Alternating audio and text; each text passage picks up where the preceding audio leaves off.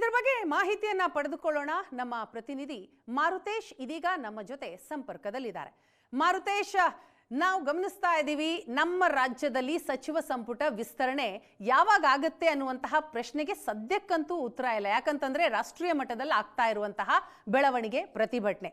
ಆದ್ರೆ ಈಗ ಸಂಪುಟ ವಿಸ್ತರಣೆ ಯಾವಾಗ ಆಗುತ್ತೋ ಆಗಲಿ, ತಮ್ಮ ಮಟ್ಟದಲ್ಲಿ ಲಾಭಿ ಶುರು ಮಾಡೋಣ ಅಂತ ಕೆಲವೊಂದಿಷ್ಟು ಶಾಸಕರು ಲಾಭಿ ಮಾಡ್ತಾ ಇದ್ದಾರೆ. ಅಂತಾರಾಷ್ಟ್ರೀಯ ಒತ್ತಡವೂ ಕೂಡ ಕಂಡು ಬರ್ತಾ ಇದೆ. ಓವರ್ ಆಲ್ ಆಗಿ ನಡೀತಾ ಇರುವಂತಹ ಬೆಳವಣಿಗೆಯ ಬಗ್ಗೆ ಡೀಟೇಲ್ಸ್ ಅನ್ನ ಕೊಡ್ತಾ ಹೋಗೋದಾದ್ರೆ.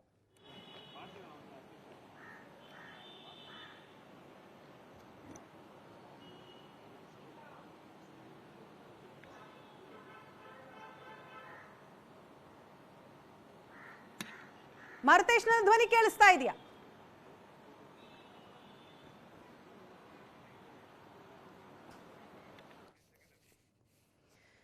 ಎರಡನೇ ಹಂತದ ಸಂಪುಟ ವಿಸ್ತರಣೆಗೆ ಮುಹೂರ್ತ ಇನ್ನೂ ಕೂಡ ನಿಗದಿಯಾಗಿಲ್ಲ.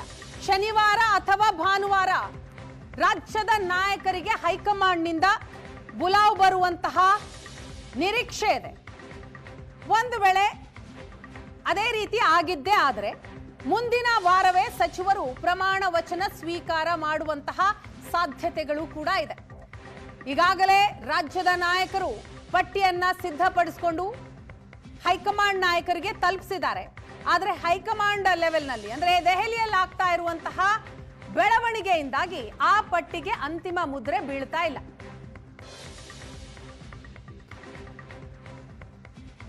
ಈ ಬಗ್ಗೆ ಮಾಹಿತಿಯನ್ನ ಕೊಡೋದಕ್ಕೆ ಮಾರುತೇಶ್ ಮತ್ತೆ ಸಂಪರ್ಕದಲ್ಲಿದ್ದಾರೆ. ಮಾರುತೇಶ್, ನನ್ನ ಧ್ವನಿ ಕೇಳಿಸ್ತಾ ಇದ್ರೆ ಈಗ ಸಚಿವ ಸಂಪುಟ ವಿಸ್ತರಣೆದ್ದೇ ದೊಡ್ಡ ತಲೆನೋವಾಗಿದೆ. ಯಾಕಂತಂದ್ರೆ ರಾಷ್ಟ್ರ ಮಟ್ಟದಲ್ಲಿ ಆಗ್ತಾ ಇರುವಂತಹ ಬೆಳವಣಿಗೆ. ಸೊ ಯಾವಾಗ ರಾಜ್ಯದ ನಾಯಕರಿಗೆ ಬುಲಾವ್ ಬರುವಂತಹ ಸಾಧ್ಯತೆ ಇದೆ ಒಂದು. ಮತ್ತೊಂದು ಕಡೆ ಡಿ ಕೆ ಶಿವಕುಮಾರ್ ಅವರ ಸಂಪುಟವನ್ನ ಸೇರೋದಕ್ಕೆ ಯಾರ್ಯಾರು ಯಾವ ರೀತಿಯಿಂದ ಲಾಭಿ ಮಾಡ್ತಾ ಇದ್ದಾರೆ?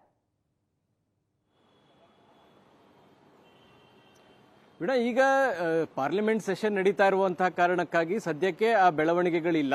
ಶನಿವಾರ ಅಥವಾ ಭಾನುವಾರ ರಾಜ್ಯ ನಾಯಕರಿಗೆ ಒಂದು ಸೂಚನೆ ಹೈಕಮಾಂಡ್ನಿಂದ ಬರಬಹುದು. ಆ ಬಳಿಕ ಸಿಎಂ ಡಿ ಕೆ ಶಿವಕುಮಾರ್, ಮಾಜಿ ಸಿಎಂ ಸಿದ್ದರಾಮಯ್ಯ, ಕೆಪಿಸಿ ಅಧ್ಯಕ್ಷರಾಗಿರುವಂತಹ ಬಿ ಕೆ ಹರಿಪ್ರಸಾದ್ ಮೂವರು ಪ್ರಯಾಣ ಬೆಳೆಸ್ತಾರೆ. ಶನಿವಾರ ಅಥವಾ ಭಾನುವಾರ 2 ದಿನದಲ್ಲಿ ಒಂದು ತೀರ್ಮಾನಗಳನ್ನು ಕೈಗೊಳ್ಳುವಂತಹ ಸಾಧ್ಯತೆಗಳಿದೆ. ಸೋಮವಾರ ಅಥವಾ ಮಂಗಳವಾರ ಪ್ರಮಾಣ ವಚನ ನಿಗದಿ ಆಗ್ಬಹುದು ಅನ್ನೋದು ಸದ್ಯಕ್ಕಿರುವಂತಹ ಲೆಕ್ಕಾಚಾರ. ಆದ್ರೆ ಈ ಲೆಕ್ಕಾಚಾರ ಯಾವ ಕ್ಷಣದಲ್ಲಿ ಬೇಕಾದ್ರೂ ಬದಲಾವಣೆ ಆಗ್ಬಹುದು. ಯಾಕಂದ್ರೆ ರಾಹುಲ್ ಗಾಂಧಿ ಅವರು ಈ ಹೋರಾಟವನ್ನ ಬಹಳ ಗಂಭೀರವಾಗಿ ತೆಗೆದುಕೊಂಡಿರೋದ್ರಿಂದ ಸದ್ಯಕ್ಕೆ ಇದು ಬಗೆಹರಿಯುವ ತನಕ ಸೆಷನ್ ಕಡೆಗೆ ಅಥವಾ ಇದು ವಿಸ್ತರಣೆಯ ಕಡೆಗೆ ನಾವು ಗಮನ ಹರಿಸೋದಿಲ್ಲ ಅನ್ನುವಂಥ ಸೂಚನೆ ಏನಾದರೂ ಕೊಟ್ರೆ ಆಗ ಇದು ಇನ್ನೂ ಕೂಡ ಮುಂದೆ ಹೋಗುವಂತ ಸಾಧ್ಯತೆಗಳಿದೆ. ಆ ಕಾರಣಕ್ಕಾಗಿ ಇಲ್ಲಿಯ ತನಕ ರಾಜ್ಯದಲ್ಲಿ ಅಧಿವೇಶನ ನಡೆಸೋದಕ್ಕೆ ಇನ್ನೂ ಕೂಡ ಅಧಿಸೂಚನೆಯನ್ನ ಪ್ರಕಟ ಮಾಡಿಲ್ಲ. 6ನೇ ತಾರೀಕಿನಿಂದ ಅಂದ್ರೆ ಆಗಸ್ಟ್ 6ರಿಂದ ಅಧಿಸೂಚನೆ ಆಗಬೇಕಾಗಿತ್ತು. 6ನೇ ತಾರೀಕಿನಿಂದಲೇ ಅಧಿವೇಶನವನ್ನ ನಡೆಸ್ತೀವಿ ಅನ್ನುವಂಥದ್ದನ್ನ ಸರ್ಕಾರ ತೀರ್ಮಾನ ಮಾಡಿದ್ರೆ, ಆದ್ರೆ ಈಗ ಅಲ್ಲಿ ಅದು ಆಗದೆ ಇರುವಂತದ್ದನ್ನ ಗಮನಿಸಿದ್ರೆ ಅದು ಕೂಡ ಪೋಸ್ಟ್ಪೋನ್ ಆಗುವಂತಹ ಸಾಧ್ಯತೆಗಳು ಕಾಣಿಸ್ತಾ ಇದ್ದಾವೆ. ಇನ್ನೊಂದು ಕಡೆ ಈ ಸಮಯ ಸಿಕ್ಕಿರುವ ಕಾರಣಕ್ಕಾಗಿ ಸಚಿವರ ಆಗುವಂತಹ ಆಕಾಂಕ್ಷಿಗಳು ಇನ್ನು ಹೆಚ್ಚು ಲಾಭಿಯನ್ನ ಮಾಡಲಿಕ್ಕೆ ಶುರು ಮಾಡಿದ್ದಾರೆ. ತಮ್ಮ ತಮ್ಮ ಪ್ರಭಾವವನ್ನ ಬಳಸಿ, ಜೊತೆಗೆ ಹೈಕಮಾಂಡ್ ನಲ್ಲಿ ತಮಗಿರುವಂತಹ ಸಂಪರ್ಕಗಳನ್ನ ಬಳಸಿಕೊಂಡು ಹೈಕಮಾಂಡ್ನ ಮೇಲೆ ಒತ್ತಡವನ್ನು ಹೇರಿ ಸಚಿವ ಸಂಪುಟ ಸೇರ್ಪಡೆಯಾಗೋದಕ್ಕೆ ಪ್ರಯತ್ನಗಳನ್ನ ಮುಂದುವರಿಸ್ತಾ ಇದ್ದಾರೆ. ಈಗ ಬಹಳ ಪೈಪೋಟಿ ನಡೀತಾ ಇರುವಂತದ್ದು, ಒಂದು ಒಕ್ಕಲಿಗರ ಕೋಟಾದಲ್ಲಿ ಯಾರನ್ನ ಮಾಡಬೇಕು ಅನ್ನೋದು, ಇನ್ನೊಂದು ಅಲ್ಪಸಂಖ್ಯಾತ ಅದರಲ್ಲೂ ಮುಸ್ಲಿಂ ಕೋಟಾದಿಂದ ಯಾರನ್ನ ಆಯ್ಕೆ ಮಾಡಬೇಕು ಅನ್ನುವಂಥದ್ದು, ಇನ್ನೊಂದು ಕೆಲ ಜಿಲ್ಲೆಗಳಲ್ಲೂ ಕೂಡ ತೀವ್ರ ಪೈಪೋಟಿ ಏರ್ಪಡ್ತಾ ಇದೆ, ಯಾರನ್ನ ತೆಗೆದುಕೊಳ್ಬೇಕು ಬಿಡಬೇಕು ಅಂತೇಳಿ. ಆ ತರದ ಪ್ರಯತ್ನಗಳನ್ನ ನೋಡಿದಂತ ಸಂದರ್ಭದಲ್ಲಿ ಈಗ ಒಕ್ಕಲಿಗ ಕೋಟಾ ಅಂತ ಬಂದಾಗ ಬಹಳ ತೀವ್ರವಾಗಿ ಪೈಪೋಟಿ ಏರ್ಪಡ್ತಾ ಇರುವಂತದ್ದು ಒಂದು ಚಲುವರಾಯಸ್ವಾಮಿ ಮತ್ತೆ ಆರತಿ ಕೃಷ್ಣ, ಇದರ ಜೊತೆಗೆ ಬಾಲಕೃಷ್ಣ, ಶರತ್ ಬಚ್ಚೇಗೌಡ, ಬೆಂಗಳೂರಿನ ವಿಜಯನಗರದ ಕ್ಷೇತ್ರದ ಶಾಸಕರಾಗಿರುವಂತಹ ಕೃಷ್ಣಪ್ಪ, ಜೊತೆಗೆ ಅವರ ಪುತ್ರ ಪ್ರಿಯಕೃಷ್ಣ, ಅವರಿಬ್ಬರಲ್ಲೂ ಒಬ್ಬರಿಗೆ, ಈ ತರದ ಒಂದು ಸುಮಾರು 5 ಪ್ರಭಾವಿ ಹೆಸರುಗಳು ಕೇಳಿ ಬರ್ತಾ ಇದೆ. ಇದರ ನಡುವೆ ಅಂತಾರಾಷ್ಟ್ರೀಯ ಮಟ್ಟದಿಂದಲೂ ಕೂಡ ಒತ್ತಡವನ್ನ ಹಾಕಿಸುವಂತ ಪ್ರಯತ್ನ ಆಗ್ತಾ ಇದೆ. ಸ್ಯಾಮ್ ಪಿತ್ರೋಡಾ, ಆರತಿ ಕೃಷ್ಣ ಅವರ ಪರವಾಗಿ ರಾಹುಲ್ ಗಾಂಧಿಯ ಜೊತೆಗೆ ನಿಕಟಪೂರ್ವಕವಾಗಿ ಸಂಪರ್ಕವನ್ನು ಇಟ್ಕೊಂಡಿರ್ತಕ್ಕಂಥವ್ರು, ಅವರ ಸಲಹೆ ಮೇರೆಗೆ ಕೆಲವು ನಿರ್ಧಾರಗಳನ್ನು ಕೂಡ ರಾಹುಲ್ ಗಾಂಧಿ ತೆಗೆದುಕೊಳ್ತಾರೆ. ಅಷ್ಟು ಆತ್ಮೀಯತೆ ಸ್ಯಾಮ್ ಪಿತ್ರೋಡಾ ಅವರ ಜೊತೆಗೆ ಇದೆ. ಆರತಿ ಕೃಷ್ಣ ಸ್ಯಾಮ್ ಪಿತ್ರೋಡಾ ಅವರ ಮೇಲೆ ಒತ್ತಡವನ್ನ ಹಾಕಿ ಅವರು ಕ್ಯಾಬಿನೆಟ್ಗೆ ಸೇರುವಂತ ಪ್ರಯತ್ನವನ್ನ ಮುಂದುವರಿಸಿದ್ದಾರೆ. ಅದರ ಜೊತೆಗೆ ಸರ್ಕಾರ ಒಂದು ಹೊಸ ಇಲಾಖೆಯನ್ನು ಸೃಷ್ಟಿ ಮಾಡಲಿಕ್ಕೆ ಹೊರಟಿದೆ. ಅದು ಹಲವು ದಿನಗಳಿಂದ ಚರ್ಚೆ ಮಾಡ್ತಾನೆ ಇದ್ದೀವಿ. ಸೊ ಆರತಿ ಕೃಷ್ಣ ಮಹಿಳಾ ಕೋಟಾದ ಅಡಿಯಲ್ಲೂ ಕೂಡ ಅವರ ಹೆಸರೇನು ಕೇಳಿ ಬಂದಿರಲಿಲ್ಲ. ಸೊ ಈಗ ಆರತಿ ಕೃಷ್ಣ ಅಂತಾರಾಷ್ಟ್ರೀಯ ಮಟ್ಟದಲ್ಲಿ ಒತ್ತಡ ಹಾಕ್ತಾ ಇರೋದನ್ನ ಗಮನಿಸ್ತಾ ಹೋದ್ರೆ ಇದು ಸರ್ಪ್ರೈಸಿಂಗ್ ಹೆಸರಾ? ಅಲ್ಲ, ಕೆಲ ಸರ್ಪ್ರೈಸಿಂಗ್ ಹೆಸರುಗಳು ಬರುವಂತ ಸಾಧ್ಯತೆಗಳಿದಾವೆ. ಯಾಕಂದ್ರೆ ಮೊನ್ನೆ ಸಿಎಂ ಹೇಳ್ತಾ ಇದ್ರು, ನಾವು ಹೊಸ ಪ್ರಯೋಗಕ್ಕೂ ಕೂಡ ರೆಡಿ ಇದ್ದೀವಿ ಅಂತ. ರಾಹುಲ್ ಗಾಂಧಿ ಅವರ ಮನಸ್ಥಿತಿ ಹೇಗಿದೆ ಅಂದ್ರೆ, ಹೆಚ್ಚು ಯುವಕರಿಗೆ ಅವಕಾಶನ ಕೊಡಬೇಕು, 20 ಸ್ಥಾನಗಳಲ್ಲಿ 15 ಹೊಸಬರಿಗೆ ಅವಕಾಶವನ್ನ ಕೊಡೋಣ ಅನ್ನುವಂತ ತೀರ್ಮಾನವನ್ನ ತೆಗೆದುಕೊಂಡಿದ್ರು. ಆ ರೀತಿ ಹೊಸಬರಿಗೆ ಪೂರ್ಣ ಪ್ರಮಾಣದಲ್ಲಿ ನಾವು ಅವಕಾಶ ಮಾಡಿಕೊಡೋದಾದ್ರೆ ಸೀನಿಯರ್ಗಳನ್ನ ನಾವು ಸೈಡ್ಗೆ ಇಡಬೇಕಾಗತ್ತೆ. ಹಿರಿಯರ ಅಸಮಾಧಾನ ನಾಳೆ 28ರ ಚುನಾವಣೆ ಮೇಲೆ ಪರಿಣಾಮ ಬೀರಬಹುದು ಅನ್ನುವ ಕಾರಣಕ್ಕಾಗಿ ರಾಜ್ಯ ನಾಯಕರು ಹೈಕಮಾಂಡ್ನ ಮೇಲೆ ಒತ್ತಡ ಹಾಕಿ ಆ ಪ್ರಮಾಣದಲ್ಲಿ ನಾವು ಹೊಸಬರನ್ನ ಸೇರ್ಪಡೆ ಮಾಡ್ಕೊಳ್ಳೋದಕ್ಕೆ ಸಾಧ್ಯ ಇಲ್ಲ ಅನ್ನುವಂಥದ್ದನ್ನ ಹೇಳಿದ್ದಾರೆ. ಆದಾಗ್ಯೂ ಕೂಡ ಕನಿಷ್ಠ 50-50, ಈಗ 10 ಹೊಸಬರು 10 ಹಳಬರನ್ನ ಕ್ಯಾಬಿನೆಟ್ಗೆ ತೆಗೆದುಕೊಳ್ಳಬೇಕು, ಆ ತರದ ಒಂದು ಒತ್ತಡವನ್ನ ಹೈಕಮಾಂಡ್ ಮೇಲೆ ರಾಜ್ಯ ನಾಯಕರು ಹಾಕಿದ್ದಾರೆ. ಅದು ಚರ್ಚೆಗೆ ಕೂತಂತ ಸಂದರ್ಭದಲ್ಲಿ ಏನೇನು ಬದಲಾವಣೆಗಳಾಗ್ತಾವೆ ಅಥವಾ ಯಾವ ಸರ್ಪ್ರೈಸಿಂಗ್ ಕ್ಯಾಂಡಿಡೇಟ್ಗಳು ಬರ್ತಾವೋ ಗೊತ್ತಿಲ್ಲ. ಈಗ ಆರತಿ ಕೃಷ್ಣ ಹೆಸರು ಮುಂದೆಲೆಗೆ ಬಂದಿರೋದಕ್ಕೆ ಕಾರಣ, ಒಂದು, ಚಿಕ್ಕಮಗಳೂರಿನಲ್ಲಿ 5 ಕಾಂಗ್ರೆಸ್ ಸ್ಥಾನ 5 ಕ್ಷೇತ್ರಗಳನ್ನ ಗೆದ್ದಿದ್ದಾರೆ. ಅಲ್ಲಿ ಈಗ ಕಳೆದ 3 ವರ್ಷದಿಂದ ರೆಪ್ರೆಸೆಂಟೇಷನ್ ಕೊಟ್ಟಿರಲಿಲ್ಲ. ಹೀಗಾಗಿ ಮತ್ತೆ ಅಲ್ಲಿ ಇನ್ನಷ್ಟು ಹೆಚ್ಚಿನ ಸ್ಥಾನಗಳು, ಅಂದ್ರೆ 5 ಸ್ಥಾನಗಳನ್ನ ಉಳಿಸ್ಕೊಳ್ಬೇಕು ಅನ್ನೋದೇ ಆಗ್ಲಿ ಅಥವಾ ಹೆಚ್ಚು ಸ್ಥಾನಗಳು ನಮ್ಮ ಕಾಂಗ್ರೆಸ್ ಗೆಲ್ಲಬೇಕು ಅನ್ನೋದೇ ಆದ್ರೆ ಅಲ್ಲಿಗೊಂದು ಸಚಿವ ಸ್ಥಾನದ ಅಗತ್ಯತೆ ಅಂತೂ ನಿಶ್ಚಿತವಾಗಿಯೂ ಇದೆ.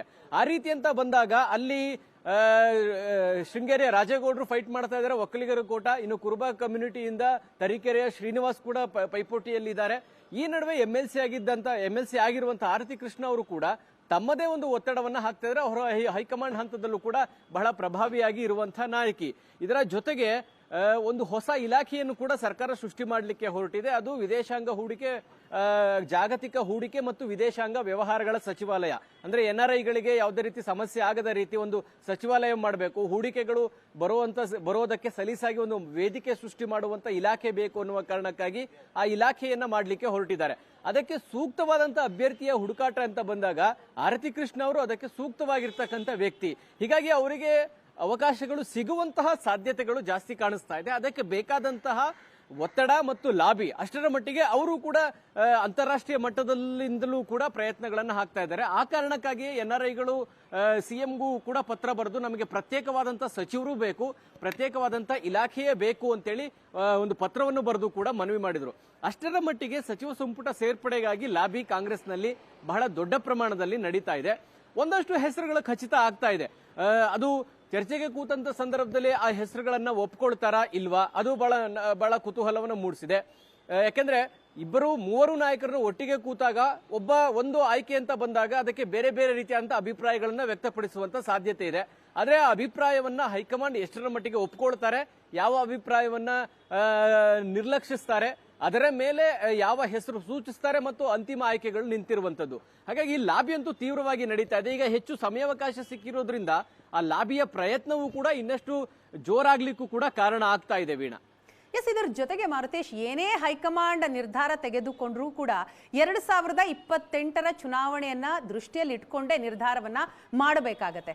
ಈಗ DCM ವಿಚಾರಕ್ಕೆ ಬರೋದಾದ್ರೆ, ಈಗಾಗಲೇ ಪರಮೇಶ್ವರ್ ಅವರು DCM ಇದ್ದಾರೆ ನಿಜ, ಆದರೂ ಕೂಡ ಮತ್ತೆರಡು DCM ಸ್ಥಾನ ಕೊಡಬಹುದು, ಹೈಕಮಾಂಡ್ ಆ ನಿಟ್ಟಿನಲ್ಲೂ ಕೂಡ ಯೋಚನೆಯನ್ನ ಮಾಡ್ತಾ ಇದೆ ಅನ್ನುವಂತಹ ಚರ್ಚೆ ಏನಿದೆ. ಸೊ ಅದಕ್ಕೆ ಸಂಬಂಧಪಟ್ಟ ಹಾಗೆ ಏನು ಮಾಹಿತಿಗಳು ಬರ್ತಾ ಇದೆ? ಮತ್ತಷ್ಟು DCMಗಳನ್ನ ಆಯ್ಕೆ ಮಾಡುವಂತ ಸಾಧ್ಯತೆ ಇದೆಯಾ, ಕಾಣಿಸ್ತಾ ಇದೆಯಾ? ಅಲ್ಲ, ಈಗ ಹೆಚ್ಚುವರಿ DCM ಮಾಡಬೇಕು ಅನ್ನುವಂತಹ ಬೇಡಿಕೆ ಈ ಸರ್ಕಾರ ರಚನೆಯಾದಂತ ಸಂದರ್ಭದಲ್ಲೂ ಇದೆ. ಆರಂಭದಲ್ಲಿ ಈ ವಾದ ಕೇಳಿ ಬಂದಿದ್ದು DK ಶಿವಕುಮಾರ್ ಅವರನ್ನ ಕಟ್ಟಿ ಹಾಕಬೇಕು ಅನ್ನುವ ಕಾರಣಕ್ಕಾಗಿ ಹೆಚ್ಚುವರಿ DCM ಮಾಡಬೇಕು ಅನ್ನುವಂತ ಕ್ಲೈಮ್ ಶುರುವಾಯಿತು. ಅದರಲ್ಲಿ ಸತೀಶ್ ಜಾರಕಿಹೊಳಿ ಕೂಡ ಹೆಚ್ಚುವರಿ DCM ಕ್ಲೈಮ್ ಮಾಡಿದ್ರು, ಮಾಜಿ ಸಚಿವ ರಾಜಣ್ಣ ಕೂಡ ಕ್ಲೈಮ್ ಮಾಡಿದ್ರು. ಅವರು ಹೇಳ್ತಾ ಇದ್ದಂತ ಕಾರಣ ಏನು, ಆಗ ಲೋಕಸಭಾ ಚುನಾವಣೆಗೆ ಹೆಚ್ಚುವರಿಯಾಗಿ ಸಮುದಾಯಕ್ಕೆ DCM ಕೊಡೋದ್ರಿಂದ ಲೋಕಸಭೆಯಲ್ಲಿ ಹೆಚ್ಚಿನ ಸ್ಥಾನವನ್ನ ಗೆಲ್ಲೋದಕ್ಕೆ ಈಸಿ ಆಗತ್ತೆ, ಅದು ಲಾಭ ಆಗತ್ತೆ ಅನ್ನುವಂತಹ ಆಂಗಲ್ ನಲ್ಲಿ ಕ್ಲೈಮ್ ಮಾಡ್ತಾ ಇದ್ರು. ಈಗ 2028ರ ಚುನಾವಣೆಯ ದೃಷ್ಟಿಕೋನದಿಂದ ಹೆಚ್ಚುವರಿ DCM ನ ಅಗತ್ಯತೆ ಇದೆ ಅನ್ನುವಂತಹ ಡಿಮಾಂಡ್ ಗಳನ್ನ ಮಾಡ್ಲಿಕ್ಕೆ ಶುರು ಮಾಡಿದ್ದಾರೆ. ಇದನ್ನ ಹೈಕಮಾಂಡ್ ಎಷ್ಟರ ಮಟ್ಟಿಗೆ ಒಪ್ಕೊಳ್ಳುತ್ತಾ ಕಾದ್ ನೋಡ್ಬೇಕು. ಯಾಕಂದ್ರೆ ಹೆಚ್ಚು DCMಗಳಾದಷ್ಟು ಹೆಚ್ಚು ಗೊಂದಲಗಳು ಕೂಡ ಉಂಟಾಗ್ತವೆ. ಕೇವಲ ಕಮ್ಯುನಿಟಿಯ ಕಾರಣಕ್ಕಾಗಿ ಕೊಡ್ಬೇಕಾ ಅಥವಾ ಸಾಮೂಹಿಕ ನಾಯಕತ್ವವನ್ನ ನಾವು ಎದುರು ನೋಡ್ತಾ ಇದ್ದೀವಿ ಅನ್ನುವಂತ ಒಂದು ಸಂದೇಶ ಕೊಡುವ ಕಾರಣಕ್ಕಾಗಿ ಹೆಚ್ಚುವರಿ DCM ಮಾಡಬೇಕಾ? ಈ ಆಯ್ಕೆಗಳು ಹೈಕಮಾಂಡ್ ನ ಮುಂದೆ ಇದೆ. ಹೈಕಮಾಂಡ್ ಯಾವ ಕಾರಣಕ್ಕಾಗಿ ಆಯ್ಕೆಗಳನ್ನ ಮಾಡ್ತಾರೆ ಅಂದ್ರೆ ಎಲ್ಲರೂ ಒಗ್ಗೂಡಿ ಚುನಾವಣೆಯನ್ನು ನಡೆಸಬೇಕಾದಂತ ಅನಿವಾರ್ಯತೆ ಈಗ ಕಾಂಗ್ರೆಸ್ಗೆ ಇದೆ. ಯಾಕಂದ್ರೆ ಸಿದ್ದರಾಮಯ್ಯನವರ ನಾಯಕತ್ವವೂ ಅಗತ್ಯ ಇದೆ, DK ಶಿವಕುಮಾರ್ ನಾಯಕತ್ವವೂ ಅಗತ್ಯ ಇದೆ, ಸತೀಶ್ ಜಾರಕಿಹೊಳಿ ಅವರ ನಾಯಕತ್ವ ಅಗತ್ಯ ಇದೆ, ಹರಿಪ್ರಸಾದ್ ಅವರ ನಾಯಕತ್ವವೂ ಕೂಡ ಕಾಂಗ್ರೆಸ್ಗೆ ಅಗತ್ಯ ಇದೆ. ಹೀಗಾಗಿ ಎಲ್ಲರೂ ಒಗ್ಗೂಡಿ ಹೋದ್ರೆ ಮಾತ್ರ ಚುನಾವಣೆ ಸಲೀಸಾಗಿ ನಡೆಸಲಿಕ್ಕೆ ಸಾಧ್ಯ ಇದೆ. ಆದ್ರೆ ಹೆಚ್ಚುವರಿ DCM ಮಾಡೋದು ಆಡಳಿತದ ಮೇಲೆ ಗೊಂದಲಕ್ಕೆ ಏನಾದ್ರೂ ಆಸ್ಪದ ಆದ್ರೆ ಅನ್ನುವಂತಹ ಆತಂಕ ಕೂಡ ಹೈಕಮಾಂಡ್ಗೆ ಇದೆ. ಈಗ ಲಿಂಗಾಯತ್ ಸಮುದಾಯಕ್ಕೆ ಒಂದು ಕೊಡಬೇಕು ಅನ್ನುವಂಥದ್ದಿದೆ, ಅಹಿಂದ ವರ್ಗಕ್ಕೆ ಕೊಡಬೇಕು ಅನ್ನುವಂಥ ಡಿಮಾಂಡ್ ಇತ್ತು. ಈಗಾಗಲೇ ಪರಮೇಶ್ವರ್ ಅವರು ದಲಿತ ಕೋಟಾದಿಂದ DCM ಆಗಿದ್ದಾರೆ. ಹೀಗಾಗಿ ಹಿಂದುಳಿದ ವರ್ಗದವರಿಗೂ ಒಂದು ಹೆಚ್ಚು ಅವಕಾಶ ಸಿಗುತ್ತಾ? ಹರಿಪ್ರಸಾದ್ ಅವರ ಹೆಸರು ಕೂಡ DCM ರೇಸ್ನಲ್ಲಿ ಚರ್ಚೆಯಲ್ಲಿಗೆ ಒಳಪಡ್ತಾ ಇದೆ. MB ಪಾಟೀಲ್ ಹೆಸರು ಒಳಪಡ್ತಾ ಇದೆ. ಸತೀಶ್ ಜಾರಕಿಹೊಳಿ ಅಹಿಂದವನ್ನ ಸಂಘಟನೆ ಮಾಡ್ಕೊಂಡು ಬಂದಂತವ್ರು, ಅವ್ರಿಗೆ ಅವಕಾಶ ಕೊಟ್ರೆ ಒಳ್ಳೇದು ಅನ್ನುವಂಥದ್ದಿದೆ. ಅಂದ್ರೆ ಈ DCM ಮಾಡಬೇಕಾ ಬೇಡವಾ ಅನ್ನೋದು ಹೈಕಮಾಂಡ್ ನಾಯಕರು ಸಚಿವ ಸಂಪುಟದ ವಿಸ್ತರಣೆಯ ಸಂದರ್ಭದಲ್ಲಿ ಚರ್ಚೆಗೆ ಕೂತಾಗ ತೀರ್ಮಾನವನ್ನು ತೆಗೆದುಕೊಳ್ತಾರೆ. ಆದ್ರೆ ಈ ಚರ್ಚೆ ಸಚಿವ ಸಂಪುಟ ವಿಸ್ತರಣೆಯ ಸಂದರ್ಭದಲ್ಲಿ ಯಾಕೆ ಬಂತು ಅನ್ನೋದು ಬಹಳ ಕ್ರೂಷಿಯಲ್ ಆಗಿರುವಂತ ಪ್ರಶ್ನೆ. ಅಂದ್ರೆ ಒಬ್ಬರೇ DCM ಇರೋದು ಬೇಡ, ಬೇರೆ ಸಮುದಾಯಗಳಿಗೆ ಅವಕಾಶ ಕೊಡೋದ್ರಿಂದ ಸಮುದಾಯಗಳು 2028 ಚುನಾವಣೆಗೆ ನಮ್ಮ ಜೊತೆಗೆ ಬರ್ತವೆ ಅನ್ನುವಂಥದ್ದೇ ಕಾರಣನ, ಅಥವಾ CM ಒಬ್ಬರೇ ಸುಪ್ರೀಂ ಅಲ್ಲ, ಹೆಚ್ಚುವರಿ DCM ಮಾಡಿರೋದ್ರಿಂದ DK ಶಿವಕುಮಾರ್ ಜೊತೆಗೆ DCMಗಳ ಸಹಕಾರ ಕೂಡ ಅಷ್ಟೇ ಇಂಪಾರ್ಟೆಂಟ್, ಇದು ಸಾಮೂಹಿಕ ನಾಯಕತ್ವವನ್ನ ತೋರಿಸುವಂತ ಪ್ರಯತ್ನವ ಅಥವಾ ಅವ್ರನ್ನ ಕಟ್ಟ ಹಾಕೋದಕ್ಕೆ ಮಾಡೋದಾ? ಈ ಆಲೋಚನೆಗಳು ಅಥವಾ ಈ ಚರ್ಚೆಗಳು ಕೂಡ ಮುನ್ನೆಲೆಗೆ ಬರ್ತಾ ಇದಾವೆ. ಹಾಗಾಗಿ ಹೈಕಮಾಂಡ್ ಯಾವ ತೀರ್ಮಾನವನ್ನು ತೆಗೆದುಕೊಳ್ತಾರೆ ನೋಡ್ಬೇಕು. ವೀಣಾ, ಎಸ್ ಮಾರುತೇಶ, ಹಾಗೆ ಸಂಪರ್ಕದಲ್ಲಿ ಮತ್ತಷ್ಟು ಮಾತನಾಡ್ತೀನಿ. ಇನ್ನು ಸಂಪುಟ ವಿಸ್ತರಣೆ ಅನ್ನೊಂದು ವಿಳಂಬ ಆಗ್ತಾನೆ ಹೋಗ್ತಾ ಇದೆ. ಈ ಹಿನ್ನೆಲೆಯಲ್ಲಿ ವಿಧಾನಸಭೆ ಅಧಿವೇಶನ ಕೂಡ ಮುಂದಕ್ಕೆ ಹೋಗುತ್ತಾ? ಯಾಕಂತಂದ್ರೆ ಆಗಸ್ಟ್ 6ರಂದು ಅಧಿವೇಶನ ನಡೆಸಬೇಕು ಅಂತ ರಾಜ್ಯ ಸರ್ಕಾರ ಸಿದ್ಧತೆಯನ್ನ ಮಾಡ್ಕೊಂಡಿತ್ತು. ಆದ್ರೆ ಇಲ್ಲಿ ನೋಡಿದ್ರೆ 2ನೇ ಹಂತದ ಸಂಪುಟ ವಿಸ್ತರಣೆನೇ ಆಗಿಲ್ಲ, ವಿಳಂಬ ಆಗ್ತಾನೆ. ಆ ಹಿನ್ನೆಲೆಯಲ್ಲಿ ಅಧಿವೇಶನ ಮುಂದೂಡಿಕೆಯ ಬಗ್ಗೆ ಚರ್ಚೆ ಶುರುವಾಗಿದೆ. ಆಗಸ್ಟ್ 6ರ ಬದಲಾಗಿ ಆಗಸ್ಟ್ 13 ಅಥವಾ 17 ಅಧಿವೇಶನ ಶುರುವಾಗುತ್ತಾ? ಸಂಪುಟ ವಿಸ್ತರಣೆ ಸದ್ಯಕ್ಕೆ ಆದರೂ ಕೂಡ ಸಚಿವರಿಗೆ ಕಾಲಾವಕಾಶ ಬೇಕು. ಸಂಪುಟ ವಿಸ್ತರಣೆ ಆಗ್ತಾ ಇದ್ದ ಹಾಗೆ ಅಧಿವೇಶನ ಶುರು ಮಾಡಿಬಿಟ್ರೆ ಕಷ್ಟ ಆಗುತ್ತೆ ಸೆಷನ್ನಲ್ಲಿ ಕೇಳಿದಂತಹ ಪ್ರಶ್ನೆಗಳಿಗೆ ಉತ್ತರ ಕೊಡೋದಿಕ್ಕೆ. ಯಾಕಂತಂದ್ರೆ ಇಲಾಖೆ ಹೊಸದಾಗಿರುತ್ತೆ, ಆ ಇಲಾಖೆಗೆ ಸಂಬಂಧಪಟ್ಟಂತಹ ಪ್ರಶ್ನೆಗಳಿಗೆ ಸಚಿವರು ಉತ್ತರ ಕೊಡಬೇಕು. ಅದಕ್ಕಾಗಿ ಸ್ವಲ್ಪ ಆ ಇಲಾಖೆಯ ಬಗ್ಗೆ ಅರಿತುಕೊಳ್ಳೋದಿಕ್ಕೆ ಸಮಯ ಬೇಕಾಗಿರುವಂತಹ ಹಿನ್ನೆಲೆಯಲ್ಲಿ ಅಧಿವೇಶನವನ್ನ ಮುಂದೂಡುವಂತಹ ಸಾಧ್ಯತೆಗಳೇ ಹೆಚ್ಚಾಗಿ ಕಂಡು ಬರ್ತಾ ಇದೆ.